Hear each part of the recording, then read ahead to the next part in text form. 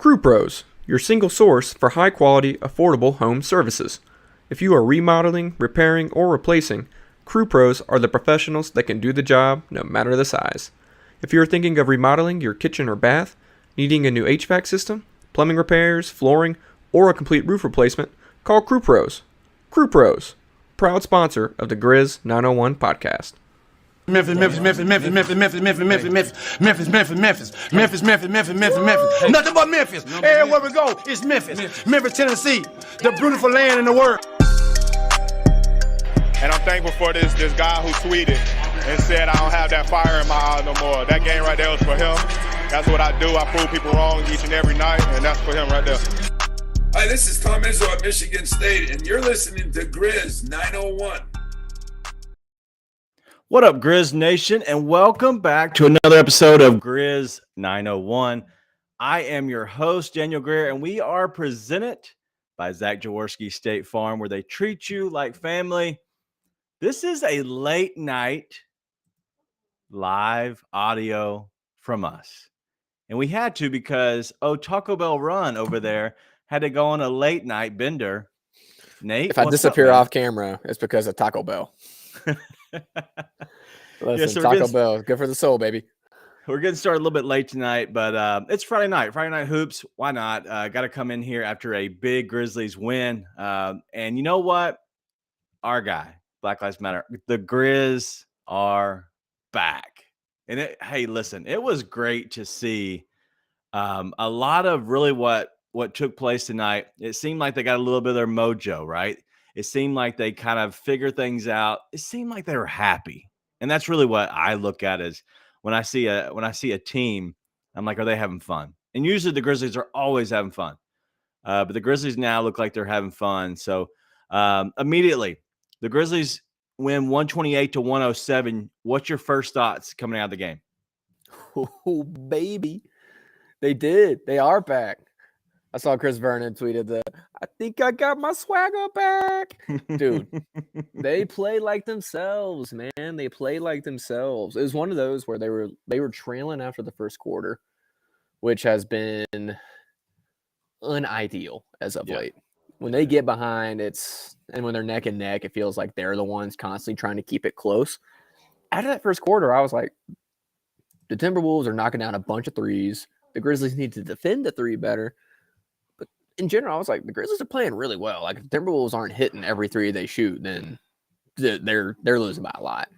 And just carried through the rest of the game. And then the energy was there on the defensive end, and they were locked in defensively. It was the only thing that's a shame is that one of those refs really hates Dylan Brooks because listen, he was fouling, but it was ticky-tack stuff they were calling on him, and so that was like the only negative other than not seeing Luke Kennard take those John Conchar threes. Other than that, beautiful. Thing of beauty.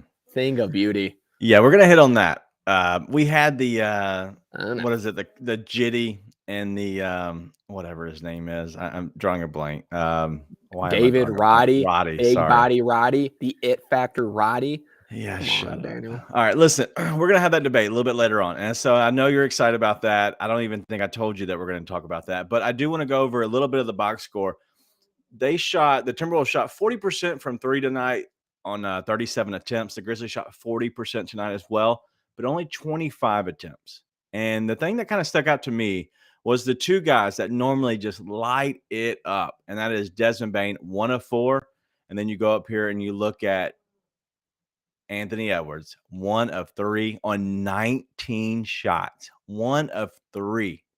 The Grizzlies did a very good job of running him off the line. That's really what I look at is they did a good job of closing out hard, which makes him go to the line, which honestly, he's really good. But when you have a guy that you're running him to, they called the Black Panther, I'm kind of feeling confident in it. And so that's really what they did tonight is they ran him off the line. And then they sent him into a little bit of the defense. The helping of the defense tonight was very good. Jaren was very good. That block that he had was absolutely just gorgeous.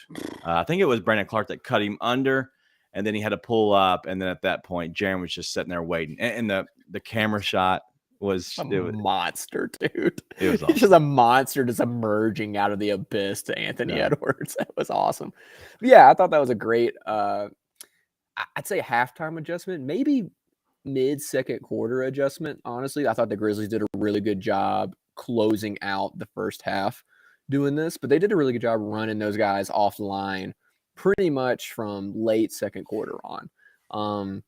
The Timberwolves were super hot from three in the first half, but in the second half, they really calmed down. I thought it was an awesome adjustment by Jenkins and the whole coaching staff and team running those guys off the line, not letting them kill you like that. A little bit of overhelping thing, you know, when we do talk about the Roddy Conchar thing, I think Roddy is still got a lot of defensive work to do. He still overhelps and is a couple steps behind, but listen, in general, that's nitpicky stuff. The Grizzlies played their brand of basketball and it showed. They played awesome. They did. They played really well. They played free, as Black Lives Matter said in the chat.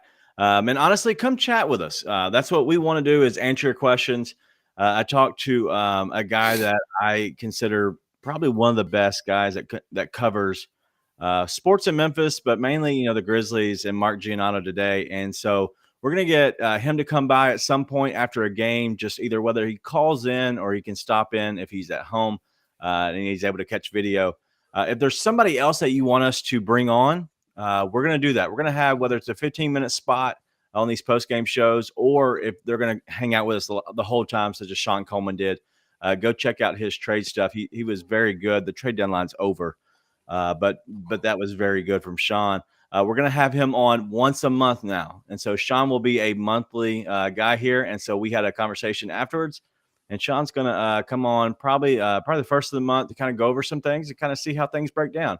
We're going to be doing majority of the games from here on out. We have less than 30 games and then the playoffs. So we're going to be doing a lot of games. The only times we'll miss stuff is maybe a Saturday night, stuff we can't actually get to.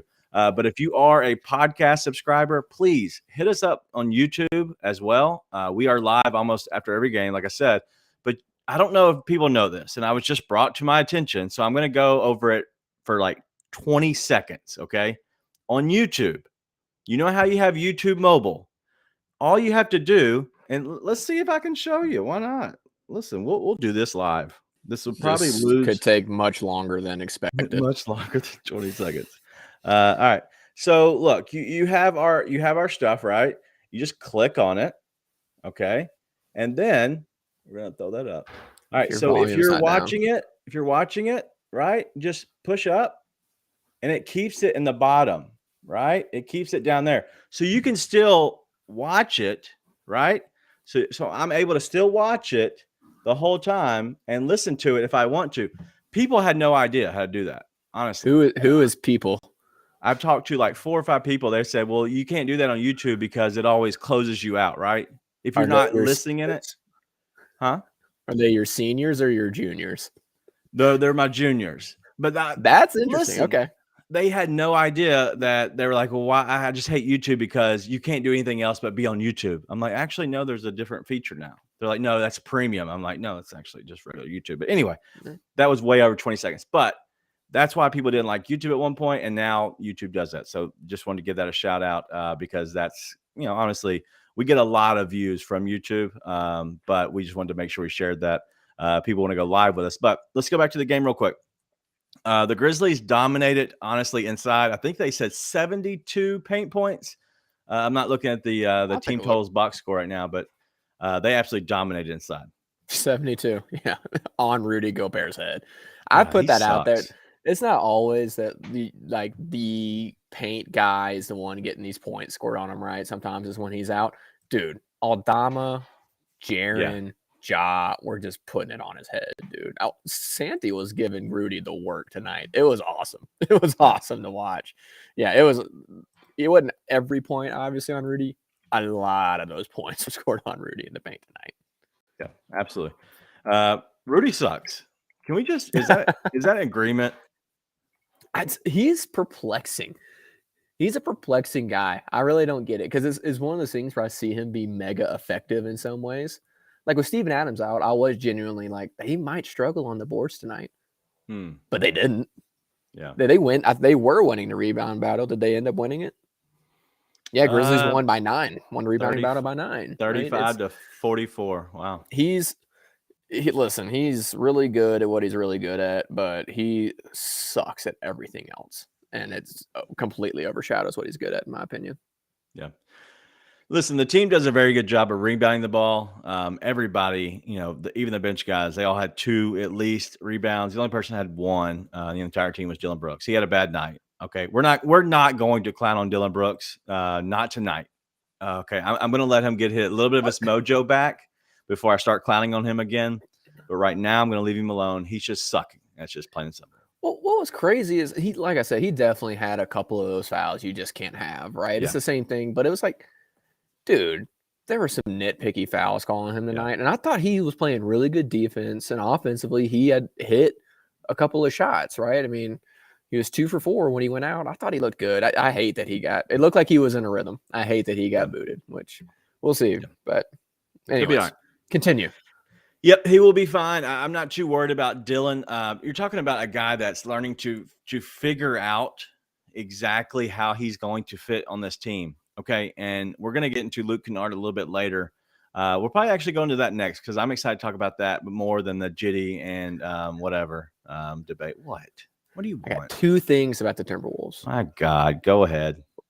These better be good. He better be good. It pisses me off Kyle Anderson shooting 40% from 3 this year. You know how mad that made me when I heard that stat? I was like, I don't know what he's shooting. I was watching with my buddy. I'm like, he's shooting 30-something%. Like, he's shooting good. If he'd just been shooting 35% last year from 3, we'd have re-signed him. And then they go, Kyle Anderson shooting 44% from 3 this year. I was like, bro, what's going on? Is it just a Memphis curse where you couldn't hit him here? What's going on? That made me, I was infuriated. Number 2, did you know Wendell Moore plays for the Timberwolves? I do know that. I had no idea what happened to that dude. Completely forgot about him. I really liked him out of the draft and just completely forgot he even existed. So those were 2 things I wanted to talk on. And that's it. That's the only thing I want to say about the Timberwolves.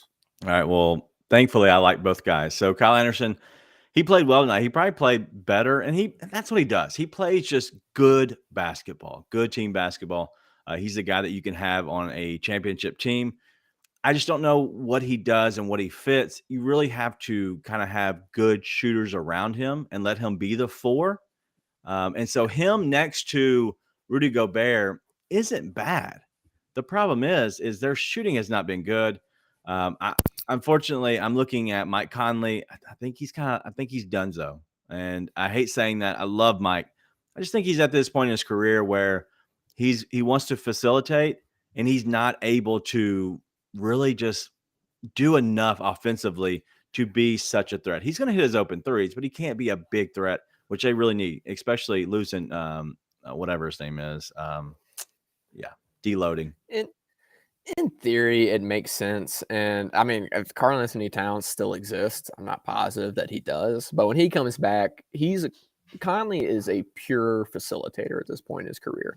And it's one of those things where I love him. I think he's still awesome at that. But it's going to be all about being able to facilitate for those guys. And you want to say, well, when Karl-Anthony Towns comes back, we'll see. But Karl-Anthony Towns didn't fit well next to Rudy. And the 3 guys that are 3 main guys just don't work well together. So we'll see. I hope Conley averages 40 and 10 and loses every game to the Grizzlies. So I agree. I'm down. I love Mike Conley. I hope he is a very good player for them, but I hope they suck. But one guy who's not sucking, like you said, was Kyle Anderson. Shout out to Rebecca Jackson. He is having a good season with them. Let's go ahead and go to your other one real quick, and that's Wendell Moore. He plays for the Timberwolves. I heard somebody say that Wendell Moore could be Brandon Clark for the Grizzlies.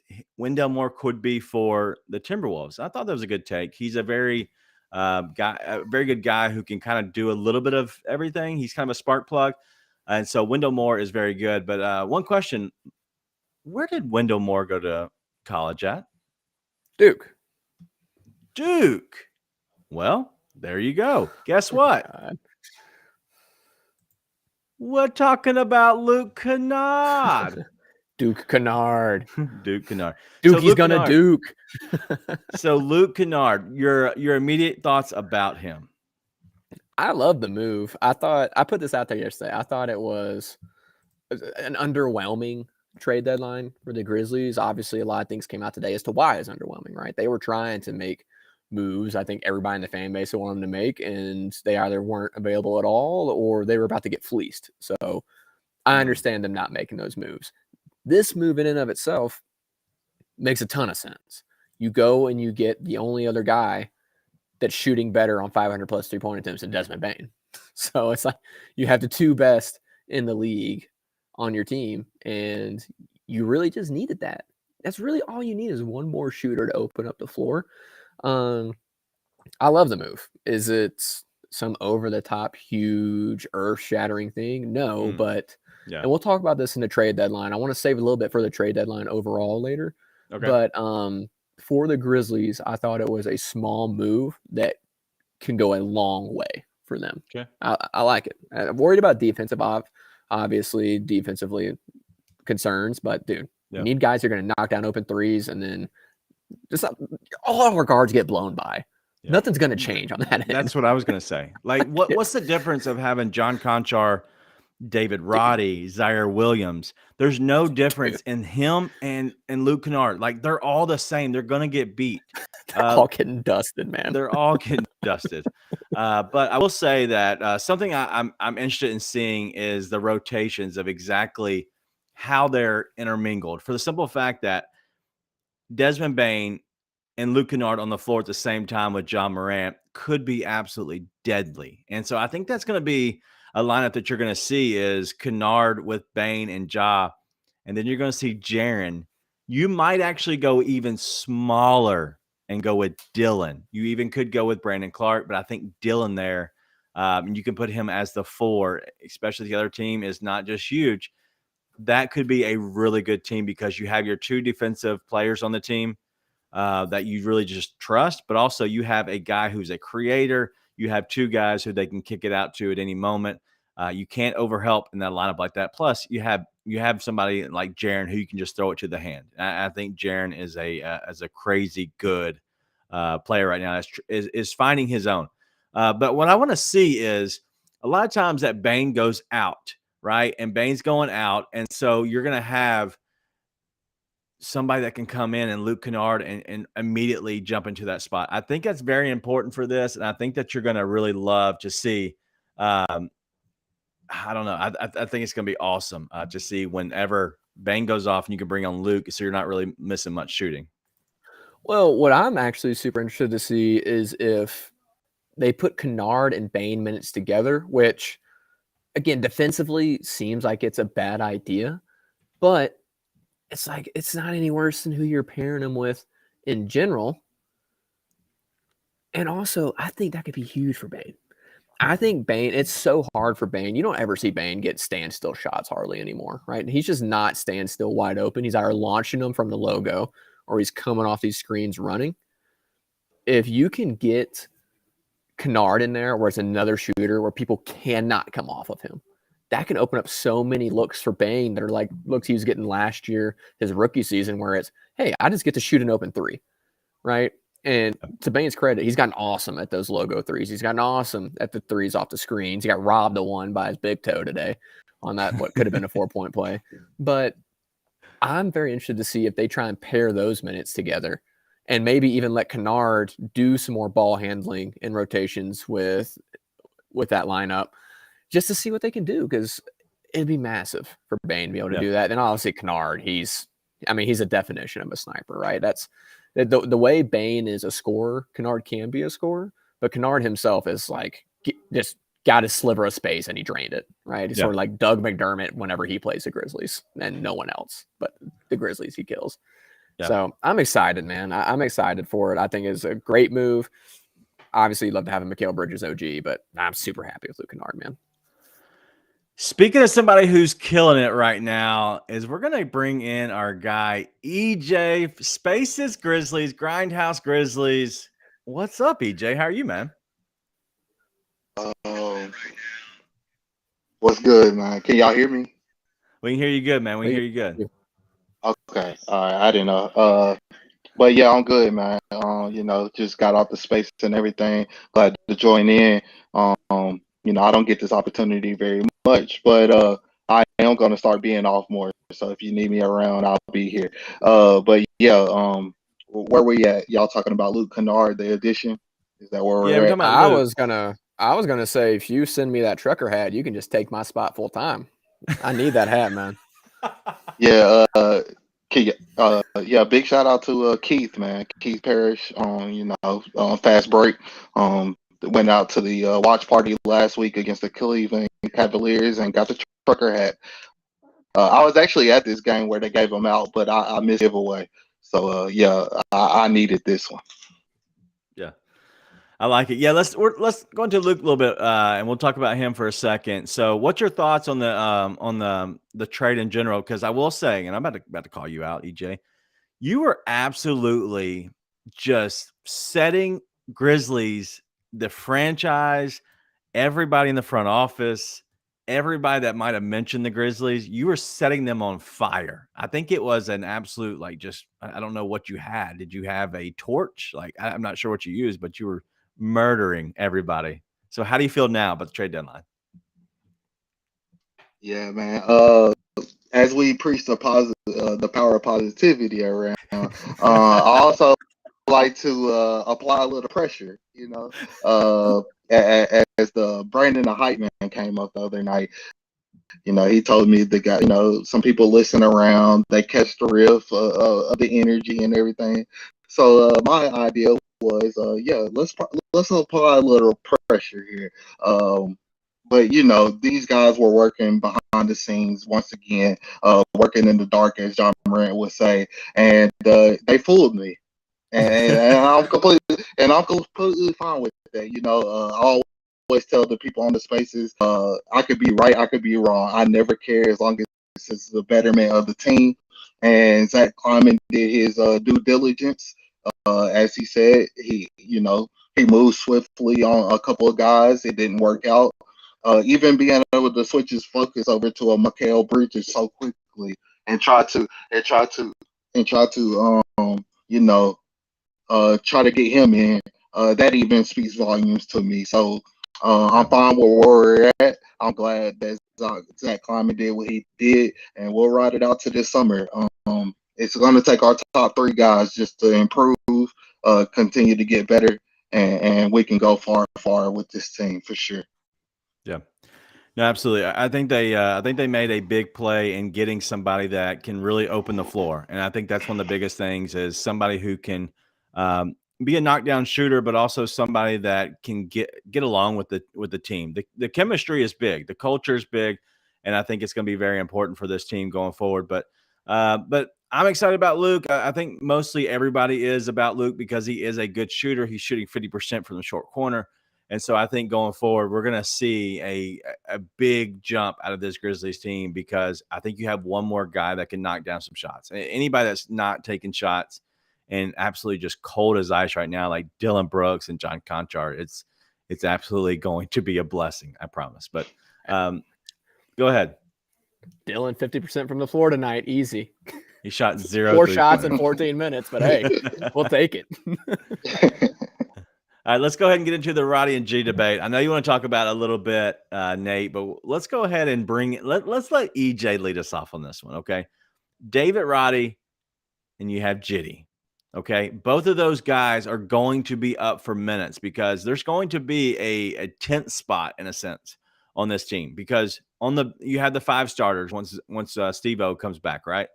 But then you're going to have Tyus, Luke, Brandon Clark, and Satya Adama. There's nobody going to take those guys and overstep those guys, okay? Those are the 4 plus the 5 they're starting. Obviously, Xavier Tillman's starting right now, but he is he's your emergency guy. So you have a chance, and you can bring Zaire into this. Who are you going with in the 10th spot if you feel comfortable with the regular season team? You're rolling them out there. You have 10-man lineup. Who are you going with? Yeah, I think David Roddy is showing it once again. Even in his spot minutes, he has shown time and time again that he wants it. So I think I'm settled in with David Roddy. Let Z go ahead and work in the dark with the hustle, and let him just kind of go back through the summer league, and just hopefully he comes back next season healthy and ready to rock and roll, and everything like that. So yeah, if I had to give it to anybody to that 10th spot, which more than likely is the 3 guard off the bench, I'm gonna have to go with David Roddy. I think he's worked for it, he's earned it, even in the very few spot minutes that he has gotten. John Conchar came into the season, with some expectations, especially from you, Mr. Daniel. And he produced those. Like, he really did. He gave us great minutes. While Jaren Jackson Jr. was out, while Desmond Bain had got banged up there for a second and everything, and he started out hot, but it started all on us. And at this point, I'm just ready to go ahead and move toward the future a little bit, and I think David Roddy is going to fit that future timeline that the front office wants. So yeah, I'm all for David Roddy. Kind of filling that 10th spot, but I think we just need to go ahead and trip him down to 9 by the playoffs. Wow. What say you, Luke? Luke, calling you Luke now. What's up, Nate? What do you say? I'm not nearly as handsome as that fella. I tend to say, I think it should be Roddy. I don't think it will be. I think it'll be Conchar, or I think they'll give those minutes to Tillman, and they'll find a way to stack Tillman in there. And let's be clear, and that's the thing, is like, if you're looking to fill in a guard spot, obviously that makes sense.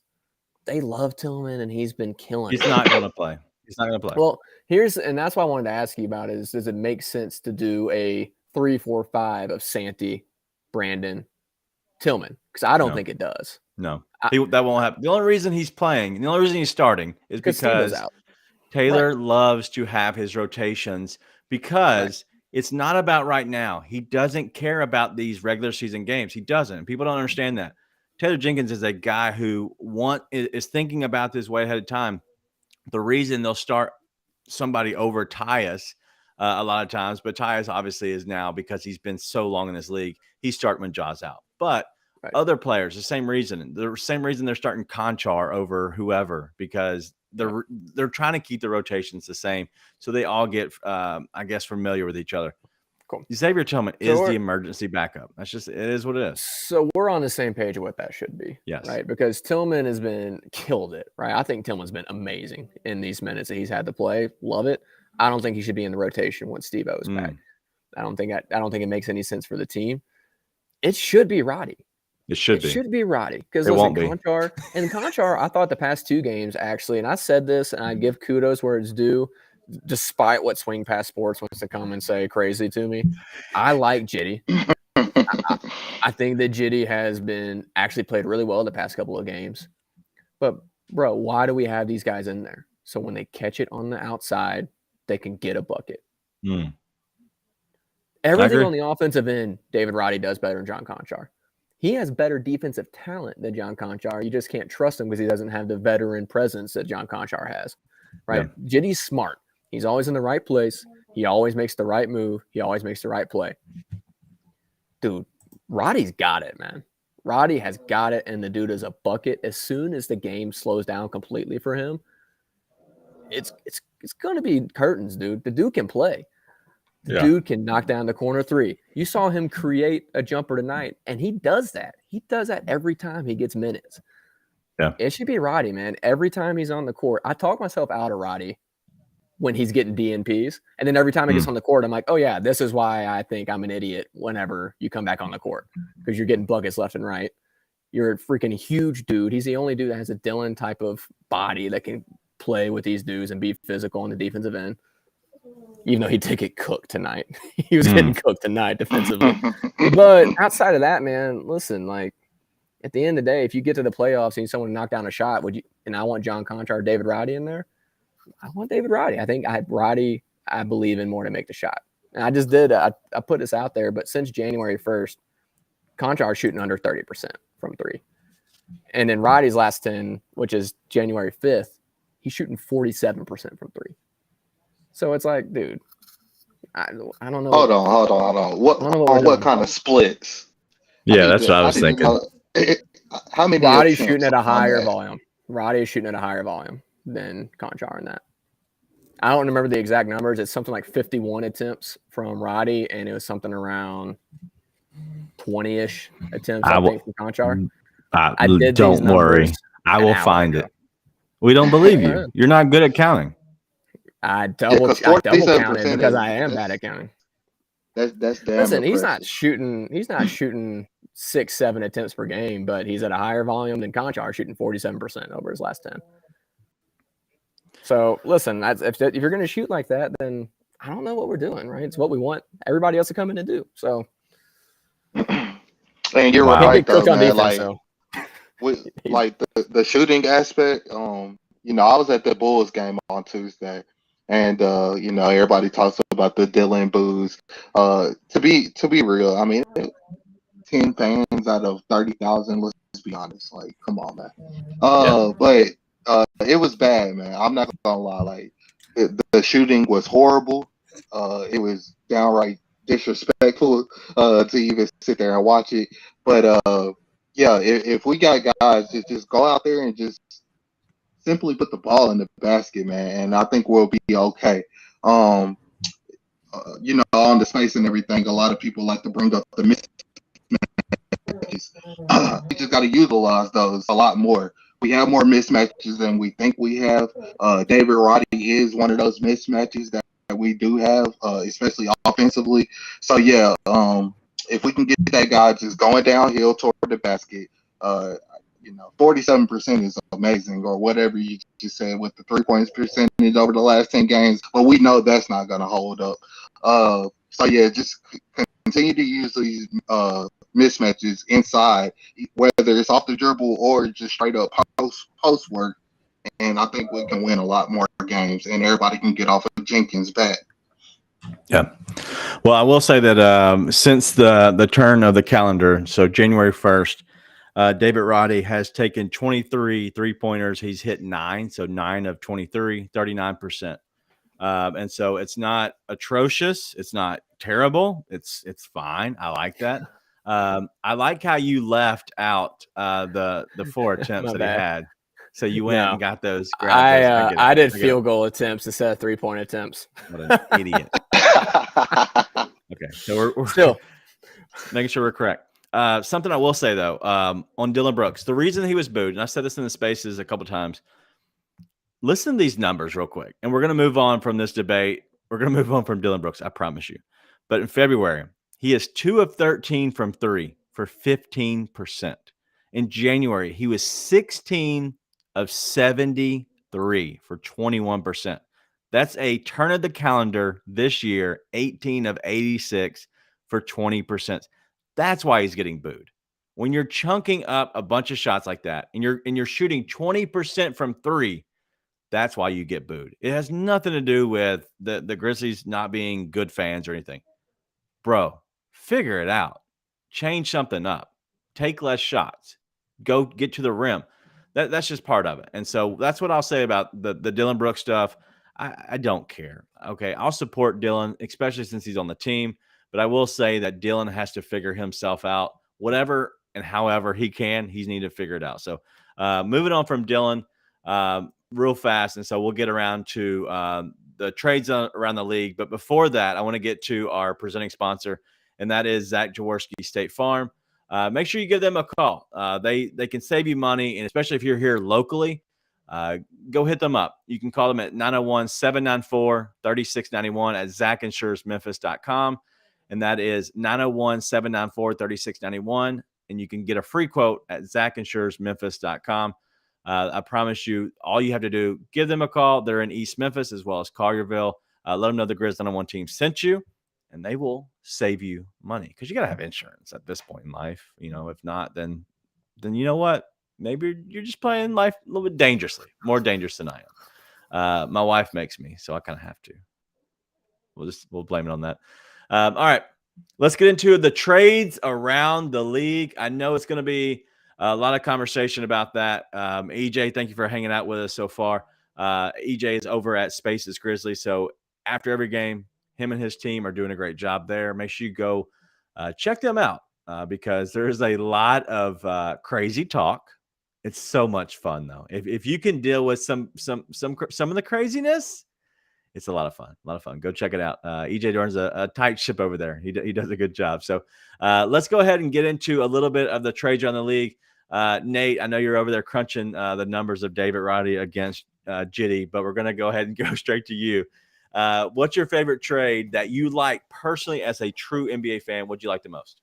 Luke Kennard now. I mean, I don't know if there's any one trade that just blew me away. Obviously, the biggest one's the Kevin Durant to Phoenix one, right? That's the biggest trade. I thought of everyone. We're gonna get to that. We're gonna get to that. I thought that as far as who had the best deadline, because I as far as specific trades go, I don't know if there's one that super stands out. The best deadline was the Lakers. I thought the Lakers, which, if we're being honest, it would have been hard for them to have a bad deadline. Oh, if they'd have just stood still, that's a bad deadline. Like, all they had to do was change something, and they did. So it was going to be easy for it to look like a good deadline, but I thought they surrounded LeBron, AD, all those guys with the right kind of role players, right? You're going to have the issues with D'Lo's never tend to play well with others. Yeah. That's going to be something, and you've only got 20-something games to get that working. But in theory, they had the best deadline, in my opinion. But the biggest move, again, obviously, was Kevin Durant, which I thought was a good move, but we can get into that a little bit more later of my thoughts around it. All right. EJ, favorite move? I'm kind of with Nate, man. I think the Lakers did, I don't know how they stole the league like that in a way. To be able to get pretty much three starters out of that roster that they had, and limited picks. Yeah, that they definitely won the trade deadline to me. Yes, getting Kevin Durant is the biggest one, but yeah, to be able to turn Westbrook into three starters, and then even a week or two before with the Ruri pickup, that's amazing from the Lakers. I don't know how they did it. I still think it's a little help from the league. We're gonna have to investigate that a little bit. Hopefully, Reddit can dig up some dirt like they did with Jaren Jackson Jr. But yeah, shout out to the Lakers though. Too bad they couldn't do it last year, so we could get us a better draft pick. Shout out Jalen Duren, by the way, man. That dude dominated tonight. Yeah. Memphis get Jalen Duren. He absolutely just dominated the Spurs. It was beautiful. There's going to be a lot that happens in the buyout market, and I would imagine that the Lakers are going to get a little bit more help, probably in that market. But the fact that they actually were able to pull off that trade was amazing. And honestly, you get some key guys around, some top end talent. They also had to figure out things between AD and LeBron. I imagine it's probably not too bad. But one thing I want to bring up, and this is, and it's almost comical to me, and I don't know if it's going to happen, but this is what I want to happen. Okay. Russell Westbrook just left LA. If he goes somewhere in a buyout, somehow, some way, I don't know where he goes that he actually has a chance to win a championship. And so I don't know what's going through his mind. If he wants to actually get a buyout, right, and go to a team that's a contending team, or can he stick it to LeBron? Right now, the Utah Jazz are 28-29. There's potential and there's talks that he might actually stay there in Utah. Is it because he wants to will them into making one of the top 10 spots? Because then it makes it harder for LA to even get in there. And if they do, there's a chance that they actually might play in the first play-in game, and he might have a chance on the back of Russell Westbrook and Lauri Markkanen to put out the Lakers. That is the best television, and that's what I want. Please, Russell, go to Utah and put out the Lakers. That's what I want. The pettiness would be incredible. The pettiness would be amazing. It's like what Joe Tsai saying he's not going to send Kyrie to the Lakers because that's where he wanted to go. Like, the pettiness is a thing of beauty. But why couldn't he do that with KD? Dude, I know. I don't want to talk about that part of it. But I mean, it's, if we're being serious, It's hard for me to see Russell doing that to be petty. It's not the worst fit in the world for him being there. It's not. Though. That's a great fit. It's really not being in Utah. But I mean, I wouldn't be surprised at all if he gets bought out and then goes to the Clippers. Is still most likely in my mind. Doesn't make sense. Anything else that was surprising around the league that you saw that might have just kind of, it was just like, what are they doing? Toronto. I mean, this Portland situation is getting interesting. You know, with everything going on, you really hate to see if players is getting treated like that with some of the reports that's coming out. But yeah, that's going to be a sticky one because that was a 4-team trade. And a lot of picks being thrown around and players being shuffled. And also, if it doesn't go through, the Warriors are stuck in cap hell after that. So that's a very interesting one, in my opinion. You think that's a chance that they say, listen, because they have to decide that by tomorrow, I believe. The Warriors say, listen, we can go ahead and just approve this trade, so we can save like, what is it, $100 million? I think that's what the luxury tax is. Like, I think what a mess. It would just be funny to me if they just went ahead and just said, you know what, we don't really care. I don't even care if he plays. We just want to figure out a way to not have to pay $100 million or whatever that number is. That would be comical. But if after not, what's already a debacle, you're already going to get the guy that you let go because you didn't want to pay him. Somebody else paid him. Now you're taking on the money he's getting, and you gave up picks to get him, and the number 2 pick in the draft. Like, dude, it's a complete debacle of a situation. No matter what, that's hilarious. Yeah, absolutely. It's funny, and I'm excited about this second half of the season, and we're gonna get out here and give some game predictions in a second. But I am excited about really what's going to happen, because the Grizzlies have a really good chance to be a good team in the second half. The All-Star break is just right around the corner, right? Next weekend, we're going to have the All-Star game. Ja Morant is now a starter for one of the teams. We're also going to have a live draft. I don't even know if I've told you this or not, Nate, but next, we're doing a podcast Wednesday after the Jazz game. We're doing a live draft, and you get to pick your own NBA All-Star teams. And it's going to have Nate up against Ryan. We're going to do this live. They're going to pick their teams, and I'm going to break it down with a beautiful, beautiful artwork. And I'm going to figure out how people can choose on a poll on the Grizz League at Grizz_lead, and let the people decide who has the better team. We're going to let the people. We're going to put something on it. You know what I want to put on it is this, but I'm not sure if anybody's scared enough. But if y'all aren't scared, I have the 1-chip challenge. Whatever the poll says. So we'll see. We'll see if Nate or Ryan wants to take me up on that. I think it'd be a lot of fun. I'm busy. Oh, yeah. You can't do it. You have the indigestion issues, but that'll probably be true. But moving along. All right.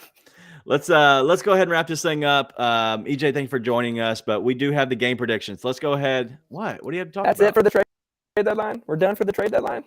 Yeah, what do you want to talk about? I had a whole thing on. I had a whole spiel. Well, go ahead there, spiel guy. What are you, Nate Spielberg? Gross. I wish I could mute you. No. I'm not sure if this resonates true with you guys. I don't think the needle moved much in the West after the trade deadline. I thought the KD move was a splash move. Those guys are one injury away from disaster. And I don't know if you guys listened to Vernon or All the Smoke, but Vernon was talking about All the Hope today, where I don't know if it was Steven Jackson or Matt Barnes came on and said they've heard that KD's knee is worse than what people were letting on it was. Wow. If that's the case, and they just gave up Mikal Bridges and Cam Johnson, those are two key contributors that KD covers up a lot of you missing. If they're not there, if he's not there, those are two massive pieces you have to replace. By the way, you got to replace him even with KD gone. He doesn't cover up everything they did for you. That's a big issue. So the Suns, if they have KD, I think they are the clear favorites to win the West. If you're a betting man, yeah, they're one injury away from disaster. The Lakers had an awesome deadline. They were mid as hell. Dude, that team sucks. They could still be mid. Even if all that goes perfectly well for them, there's nothing I'm like, oh, it's a huge over-the-top move. Is they sucked so much, it was like, how could they not get better? Everyone else in the West made mild improvements. Denver got Thomas Bryant. Mild improvement for them. The Warriors brought back Gary Payton, asterisk, mild improvement. There's all kinds of stuff that were small improvements, but nothing was like out of this world. I just don't think the needles move that much. I still think it's Suns if KD's good, Nuggets, Grizzlies. Then you got the Warriors that could come on at any point. I guess the Clippers, if we still are going to play the Kawhi and Paul George could be healthy thing. I just don't think the needles move that much. So I don't think the Grizzlies are in any worse position. I think they're in a much better position than before. But I want to get your thoughts. I just don't think the needle moved. I don't. Yeah, I like that. The thing is I look at the defense on what I see, and honestly, the Lakers don't really worry me too much. I think they're good. I think they can beat probably any team. But when we talk about a 5 or 7 game series, I think their works are going to show in a series. 1 game set, I think they're fine. I think they could probably do well in the play-in. That's when you get to the Grizzlies part is who's going to be the 7 that then plays the Grizzlies. I don't see how the Lakers can get up that high as currently constructed, even if they have these guys. I still think they're going to still have issues. So them getting all the way up to where they can get up to the 7 just doesn't make sense. I think the Grizzlies are going to miss them for the most part. But if you talk about the Phoenix Suns, Chris Paul isn't guarding Ja Morant. Torrey Craig isn't guarding Ja Morant. TJ Warren isn't guarding Ja Morant. DeAndre Ayton is not going to contest at the rim against Ja Morant. They have no answer for Ja. Zero. And so that's what I look at. I think Ja's going to be a problem for that team. And then you talk about Steve-O, who pretty much eliminates DeAndre Ayton when they have the big guy there. I think really it's all about Booker and KD just dominate enough. And at that point, you're talking about 2 guys having to put up 30 to 40 each to really have to carry them. I don't know if they have it. But as long as they're wings, they're people who are, they're bench players, they're not just throwing haymakers and flamethrowers from outside because we're over helping on KD and Booker. I think we have I really do think we match up well. We match up well against a lot of teams. The only teams we really don't match up well is Denver, and I think that's an issue in itself. But besides that, nobody really scares me. I think we're fine in the West, but don't tell anybody. EJ, what's your thoughts on that, man? No, I have to agree, man. Of course, the Suns was the team to look at as the big needle mover. But if you look around the 4 players, they're kind of the same team they were before it. So I'm not too big there. And we might not even see those guys. So that's another thing. We don't see them for the rest of the regular season, so we won't even know how we would match up against them. So, once again, like y'all said, they don't really have anybody that can guard Ja Morant.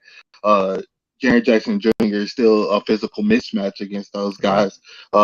Steven Adams would dominate and things like that. So y'all are right. I don't see too many. And for the rest of the Western Conference, yes, the Lakers once again had a pretty impressive move and everything, but it's going to be hard for them to get up to 7 if we were to stay at 2. I still think we have the chance at the 1 seed. I still don't really look at it too hard. As long as we get home court advantage first 2 rounds, I think we're straight. And Denver, I do like that Denver move. I really do. The Thomas Bryant pickup, I think that is something that's going to be a little tough for us because we don't have that backup big, a true backup big. So that is going to kind of cause a little trouble here and there. But that's the teams I'm more worried about. Those teams that's going to slow us down, half court offensively. Phoenix is not one of those teams that's going to slow us down. They don't have the defense for it. But the Mavericks in a way, even though they did lose a big portion of their defense as well. I think Jason Kidd can scheme some things up to still try to make us a half court team. Denver is going to try to make us a half court team, and probably like somebody like a Portland if they were able to get in there somehow. But yeah, those are the only ones I'm worried about. Slowing us down, making us half court, and our guys just trying to figure it out. But as far as the moves, yes, Phoenix has the biggest needle mover in a way, and like I said earlier with the Lakers, but not too much to just push us out the way. Real quick, Nate, let's go back to you, and then we'll wrap up on this one. Mavericks, they get Kyrie, right? And they have Luka. Luka's out for a good bit. I'm not sure how much longer he's going to be. It's probably after the All-Star break. He can probably make a full return. But Luka and Kyrie together, are you interested in it? Do you think that is even worse for the Grizzlies? Because the Mavericks, because they do play so slow, even though I feel like the Grizzlies play really well against Kyrie, especially Ja. What's your thoughts on that move just in particular? I mean, I'm interested in it. I think Luka is supposed to come back the game before the All-Star break. Is my audio terrible? You're just popping. I tried to fix You're it. Popping. I'll do this right here. You're good. We have like 4 minutes. I'm interested in it because you got two of the best offensive players in the association on that team now, but it's fit wise.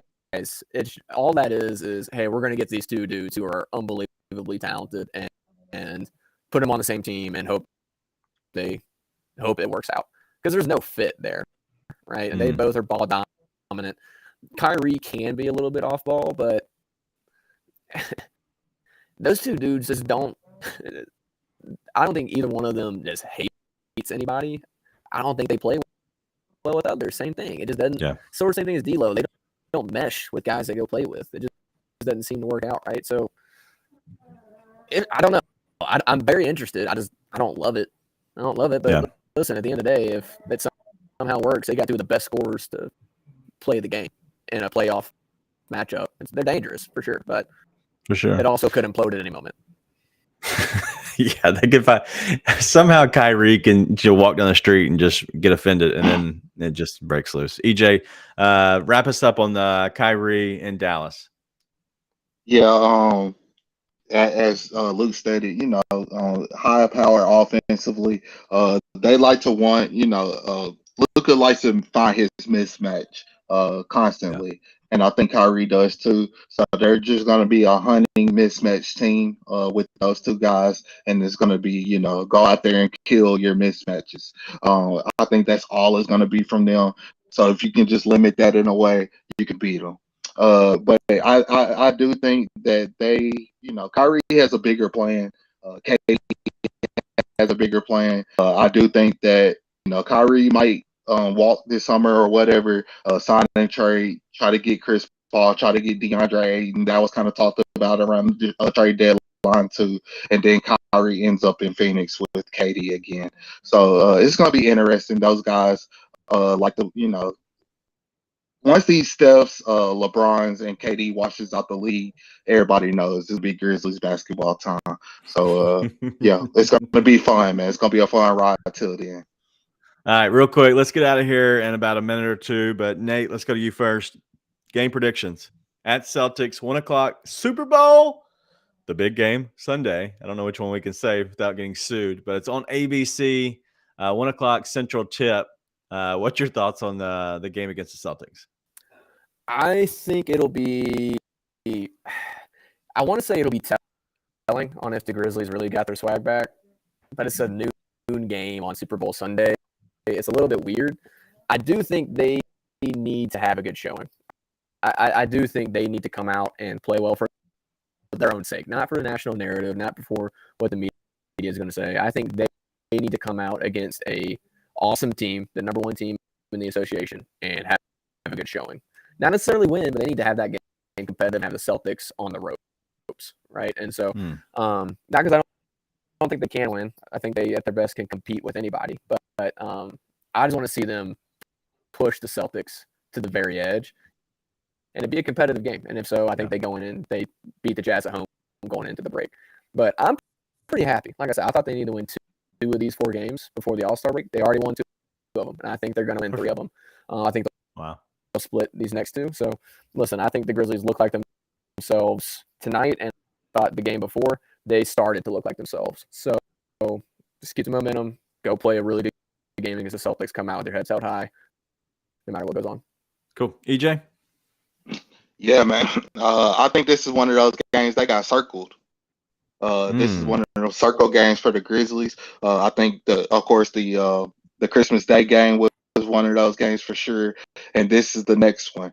And as John Morant said, with the Finding the West comments, the Celtics was brought up, and I think it's going to be a business game, though. These guys, it's more than just coming in locked in. I think it's going to be a business trip for these guys. So that's going to be huge to look at. I'm sure we're going to see some Luke Kennard, maybe. I'm not sure how that's going to work out. But hopefully it's nothing too confusing to where it could cost us the game. But yeah, I honestly think we're going to go in there focused, business trip type mentality, and try to go in there and kind of not just win the game, but kind of lay it on them a little bit. So that's what I'm looking forward to from these guys. Yeah, absolutely. The Grizzlies have had a decent stretch here where they played Tuesday and they were at home, and then now they're playing Friday tonight as we're recording this. So that 2 days off, then they have a quick trip up to Boston, right, with a day of rest. You do have travel. But then again, they don't play again till Wednesday, and then right after that game, you have the you immediately go into the All-Star break. And so I really do think that the Grizzlies are set up right now where they're locked in at this point because they know that they struggled. They know they got past the trade deadline. I think they're going to be locked in. Just like EJ said, I think this is going to be a business trip for them because there's no Jaylen Brown. You know what you're getting in a team. I think they can, honestly kind of be a measuring stick game and find out how good are we? How good is our bench? Does everybody show up? There's 2 games that day. Nobody is watching the other game. I think it's Pistons and somebody else. It's a 1:00 game on ABC. People are already getting together for the Super Bowl that day. So the people are going to be watching the Grizzlies take on the Celtics. And so I'm excited about it. I think this is going to be a fun little finish right here before we get to the All-Star break. And then after the All-Star break, it's on. We got 25 games at that point, I believe it is. And so not much movement is going to happen for 25 games because you have to have a lot of jockeying to happen. But there's a lot of teams that are under the Grizzlies that are kind of spread, a game or 2 apart. But the Grizzlies having a 3.5 game. I guess they're behind 3.5. Is that right? I believe that's what they were 3.5 behind Denver. And so them sitting there, I think that they're fine. Maybe not as much in the West. They have another 3.5 game ahead of Sacramento, who's losing as well to Dallas tonight. And so it's going to be fun. I'm excited. I don't know what else that the Grizzlies need to do besides try to make sure they get their rotations right, kind of implement Luke Kennard. And I think after that, man, it's going to be fun. We're getting ready to roll, boys. They need to win the game. Play to win the game. All right, let's get out of here. EJ, I can't thank you enough, man, for coming in through. We were a little bit later coming on, so I thought I'd throw it out there to see if we can get you on a little bit here. But make sure you go follow the Spaces Grizzlies. It's at Spaces Grizzlies. That's right, correct? Okay, perfect. Okay, follow at Spaces Grizzlies because they do a show every single game. After the game, first thing you want to do, you don't listen to Pete and Brev. You don't want to hear anybody else. Just go listen to EJ and his friends. We'll call them. But that's all we have, man. I can't thank you enough. It's going to be a blast. Can't wait for Super Bowl Sunday. Can't wait for the Grizzlies to go into Boston and get a dub. I love it. All right. That's all we got. Be nice and tell your friends.